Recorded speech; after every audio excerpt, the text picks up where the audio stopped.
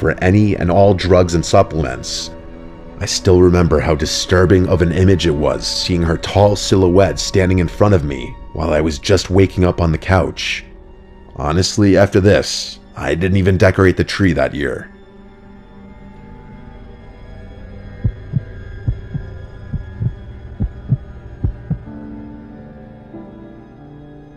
This happened on Christmas Eve back in '97 when I was 7 years old. Since we're Jewish, we don't celebrate Christmas, so Christmas Eve was just like any other night for us. Our dad is a doctor, and since he's Jewish, he always works on call at the hospital during the Christmas holidays, so he wasn't home tonight. That just left my little sister and I by ourselves for the evening while our dad worked. Technically, our mom was home, but to be blunt, she was an alcoholic. Back then, being a 7-year-old, I had no idea what alcoholism was. All I knew was that my mom was always passed out once it got dark and near impossible to wake up. Sorry if it sounds harsh or TMI, but it's relevant to my story. My sister and I were downstairs watching TV when we heard a knock at the door. Being the oldest, I went to see who it was. Our door had glass panes built into it, which made it easy to see who was on the other side. There was a man standing outside in a Santa suit holding a bag, and when he saw me, he smiled and waved at me to come to the door. I went near the door but did not open it, and I thought it was odd that someone dressed like Santa would come to our house out of anyone's house in the neighborhood. He said, "Hey kid, it's me Santa. Let me in, I'll give you your presents." I remember point blank telling him that Santa isn't real, and that if he was, he doesn't give Jews presents anyway. That's when he said, "Of course I'm real." In the past, I only used to visit Christian homes, but lately, I felt bad that Jewish kids never get any presents. So this year, I changed the rules so that you can get presents too. But I didn't buy it, and instead, I remember getting mad at him, arguing that Jews get presents. We just get them during Hanukkah and not on Christmas. The smile fell from his face, and all his jolly charm disappeared as he began demanding I open the door. I told my sister to dial 911, and the guy seemed to run away. We did call the cops. However, unfortunately, the operator didn't understand what we were saying. Looking back, I think she may have thought we were just little kids excited that Santa Claus was coming to our house. Regardless, she didn't take us seriously, and instead just told us that this number was to be used for emergencies only before disconnecting the call. My sister and I now got really scared because we didn't know who else to call. Since we were only 4 and 7, the only numbers we knew how to dial were our home number and 911.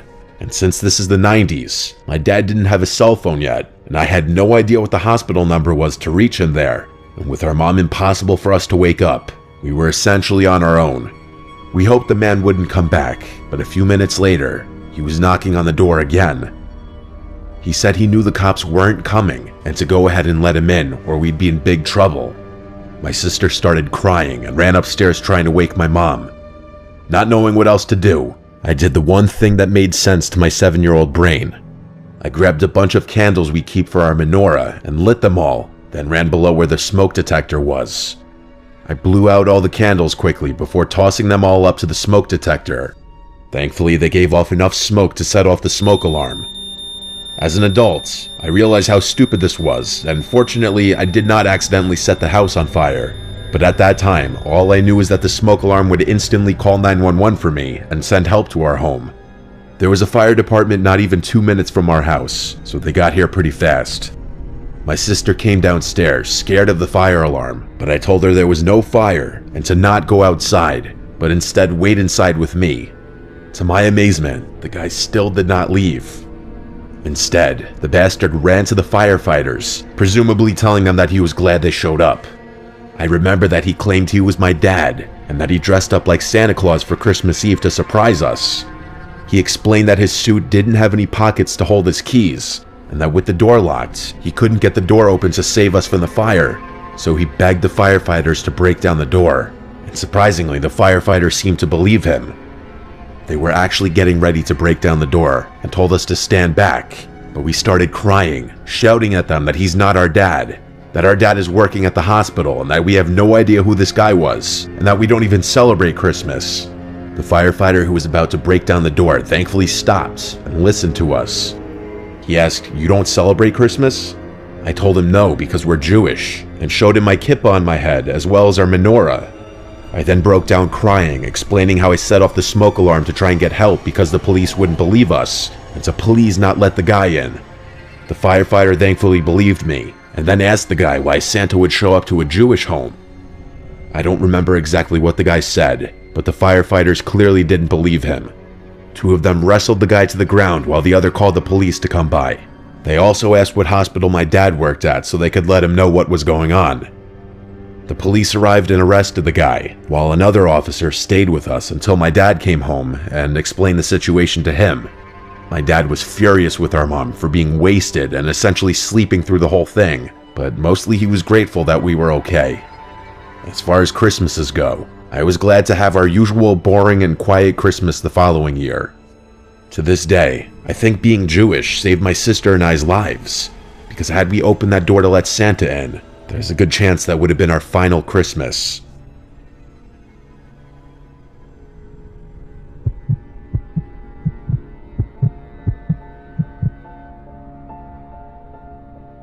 It was December 2022. My girlfriend Charlotte and I were driving to the Pocono Mountains. We had rented a super cozy looking Airbnb decked out with Christmas decorations, and it was nicely located with a nice view, big property, and not far from a cute little village.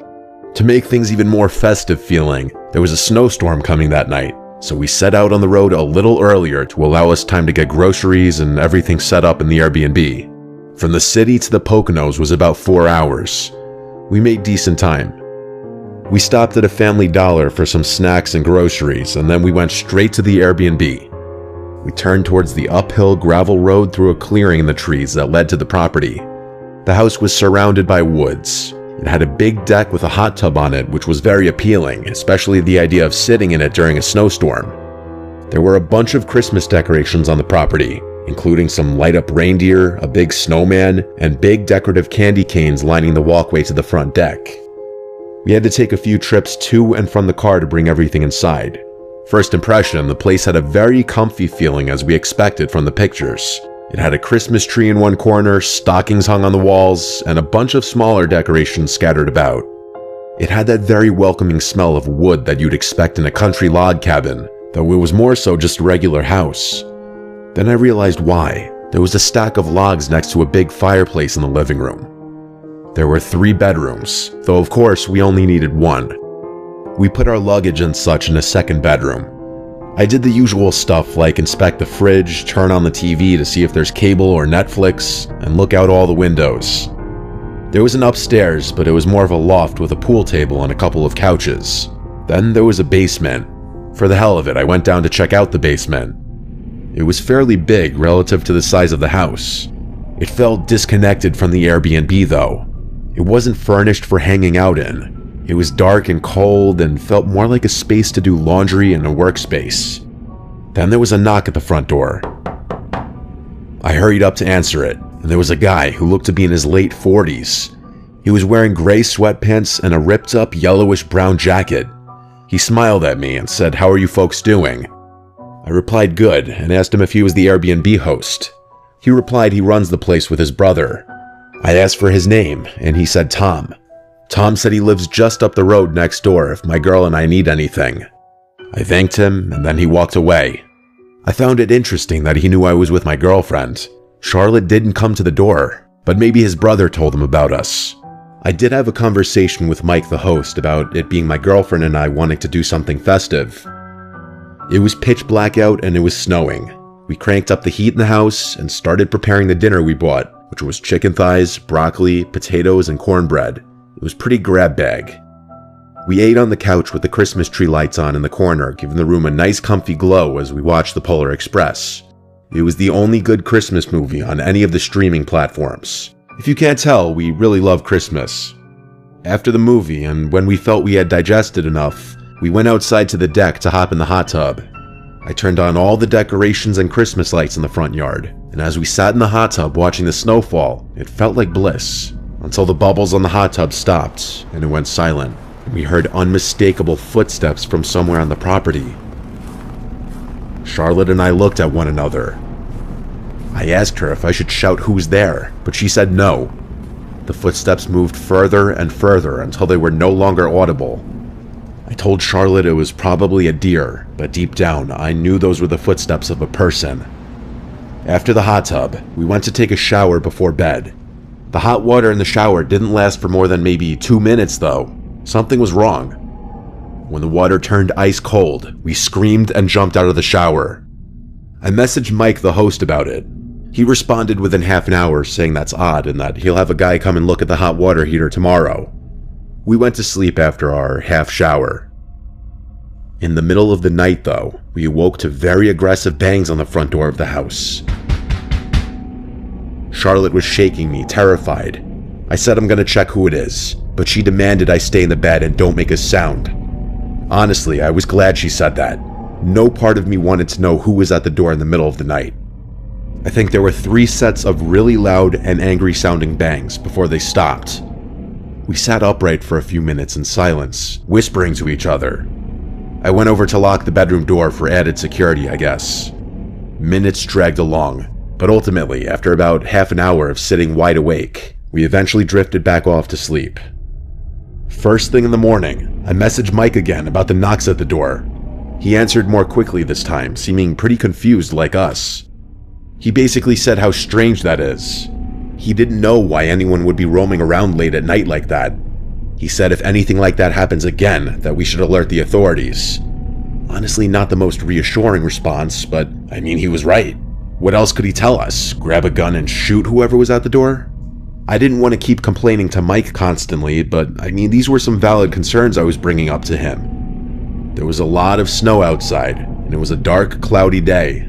There were still some flurries falling onto the ground. I went out to wipe the snow off my Jeep, and while I was doing so, I noticed footsteps in the snow. They looped around the house. I remembered the knocks from the night before, and wondered if it was from the same person. But these footprints looked fresh, and it snowed all night. Surely the footprints from last night would have filled in by now. I heard footsteps approaching now, actually, and I saw Tom walking from around my car. I told him about the hot water heater problem, and that Mike said they were sending someone to take a look at it. He said he knew and that he was here to take a look at it, actually. I also told him about the knocks at the door last night and the footprints in the snow. I even showed him. He looked at them and said there's a lot of strange folk out here that go snooping around at night. I asked if we should refrain from using the hot tub at night then, and he said no, that shouldn't be a problem. The people around here are harmless. He went inside into the house and walked around for a bit before walking down to the basement. He told me he'll have a look at the hot water heater. Tom seems like a weird dude, honestly. I messaged Mike saying Tom's here now checking out the water heater. Mike replied back asking, is Tom the name of the plumber? And I replied, no, your brother. He replied, what do you mean? He said he's my brother? It started to click in my head. I responded, do you have a brother named Tom who runs this Airbnb with you? And he replied, no, who is this person? I hurried to Charlotte and told her to collect her things quietly. We need to get out of here. As quickly as we could, we packed our bags, grabbed all of our stuff, and brought it outside to the car in one trip. I'm sure we left behind a charger or something small, but who cares? We got in my car, and when I started it, I looked in the rearview mirror and saw Tom quickly approaching the rear of the Jeep. I put it in drive and drove out of there as quickly as I could. When we were back on the road, we called Mike and explained everything and told him he needs to call the police now. He didn't stay on the line with us for long, but 20 minutes later, he called us back. We were in the car still. He said the police were there now and didn't see anyone in the house. Mike was on his way to the house as well, but he was mostly calling to get more details from us. We drove around the area and explored just as a way to calm our nerves after what just happened. After a few hours, we drove home. Mike messaged me later that night updating me and apologizing for everything. He said he didn't know